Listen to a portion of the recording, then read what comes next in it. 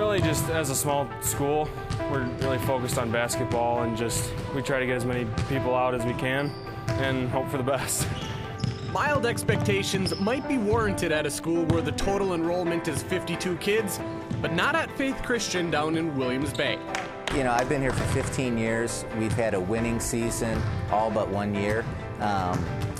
Faith Christian has had a really rich history with basketball.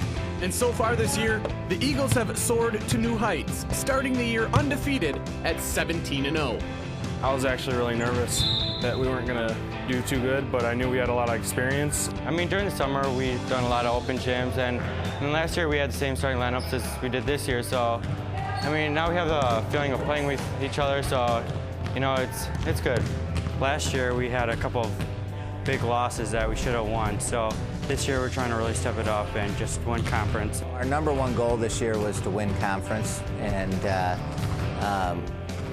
no stretch of the imagination that I think we'd be undefeated at this time. The undefeated start to the season also has the Eagles thinking big picture. Back in 2005-2006, that year's Faith Christian squad won a total of 20 games. Now for this year's squad to surpass that mark, they need less than a handful of wins. And in doing so, they could be remembered as one of, if not the greatest Faith Christian basketball team ever. Oh, it means a lot. So then when I'm older, then I can just think that we had a really good team, just with a school of 50 kids, that a lot can happen. My brothers were on that team, and it's going to come back to me that if I win or beat them or lose against them, that I'm going to suffer for it at home. I would just go like 10 years from now and see that we had a good record. I mean, that's huge. And through it all, the wins and the losses, conference races and playoff appearances, the young men from Faith Christian can always draw back to the one thing that brought them all together.